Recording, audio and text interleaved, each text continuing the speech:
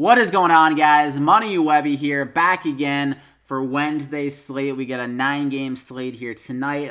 Lesser options at pitcher here in this one, but still a lot of good hitter options. We got a game in Texas still, and some really good matchups against some lesser pitchers. So I got it broken down for you with my Money 6, 2 of my favorite pitchers, 3 hitters, and a value batter. So go ahead and drop a like in the video before we get going. I asked for over 100 likes yesterday, and you guys came through and delivered with 120-something likes. So thank you so much for that. Let's see if we can get over 120 on this video. That'd be great.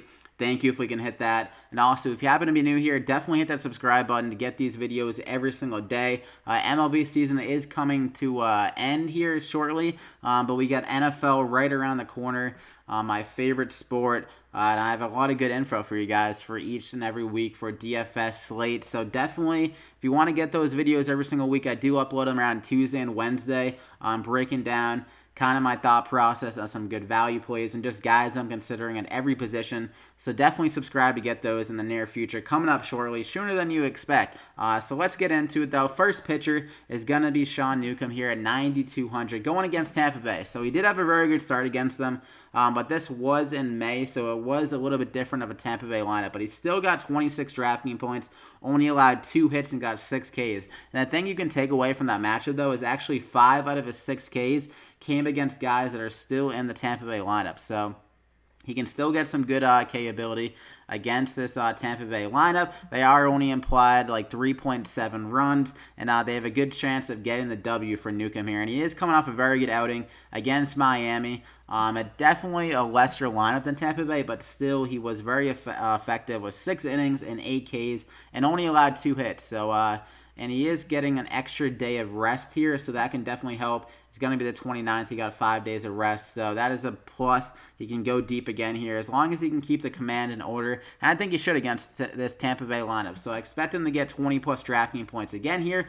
Good shot of the W, and I feel like he's pretty safe here against a Tampa Bay lineup that isn't too scary, especially against the lefties. So I'm going to go ahead and lock him in there as my first pitcher of the slate. And for my second guy, I'm going to go with ZACK. He has been disappointing recently in his last 2 outings with only 11 and 6 DraftKings points. But I think he's going to have a bounce-back start here.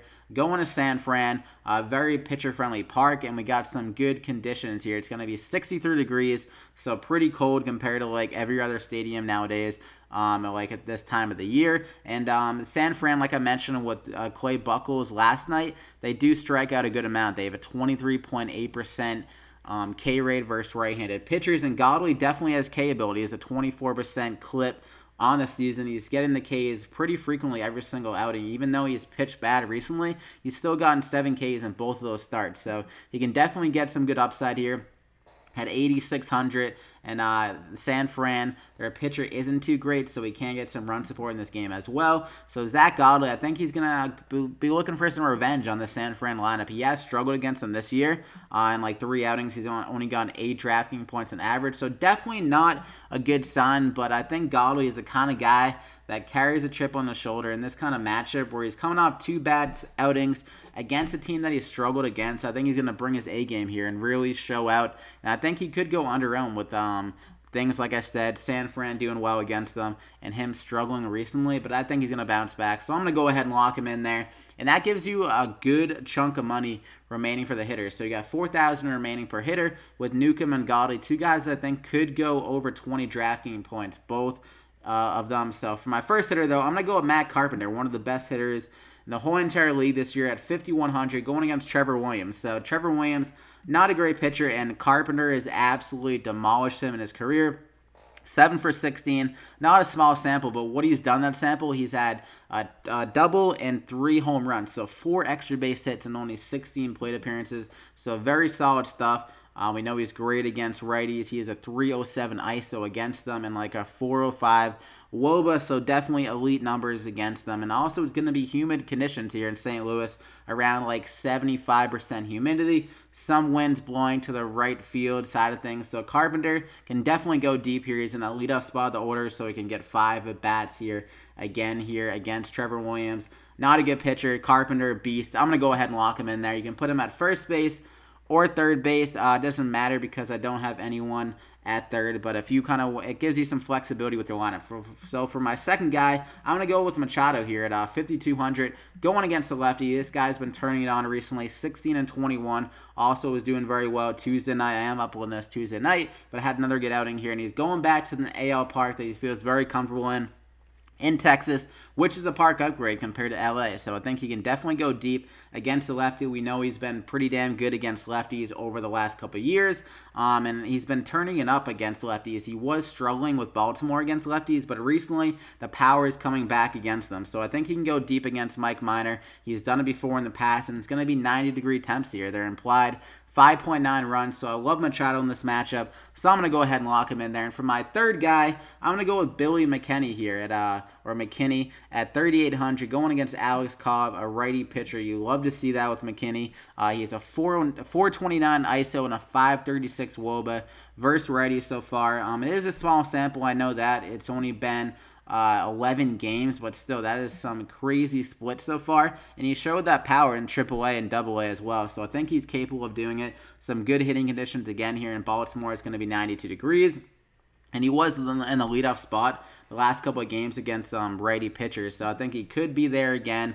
Have some good production against a righty pitcher in Cobb, who isn't too great. So I'm going to go ahead and lock him in there as my third and final hitter. Is it Alex Cobb? I think it is, right? These Baltimore, yeah, it's Alex Cobb. These Baltimore pitchers are all these average guys that just kind of mix up in my head. But that is the core five.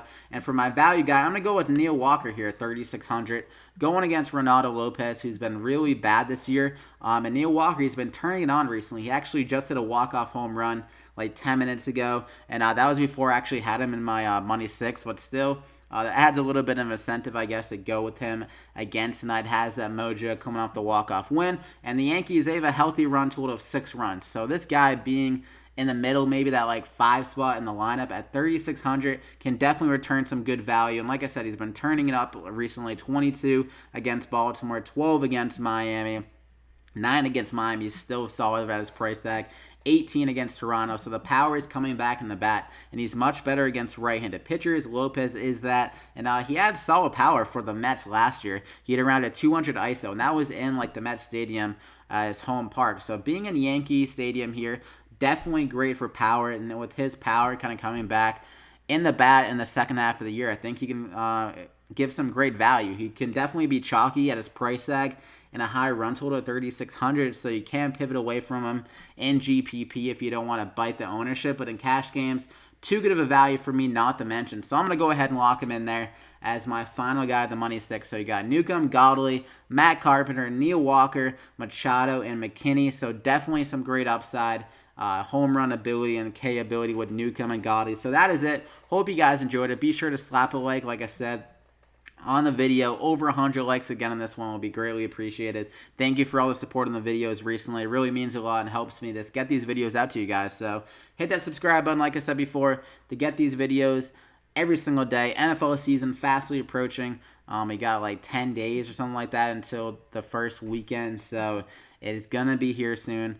I'm super excited for that, to give you some good content there. So good luck tonight, guys, on this Wednesday slate. Follow me on Twitter at MoneyWebby for any updates. The weather might change, I'm not sure, but looks pretty safe. But good luck, like I said, and we'll see you back here again next time.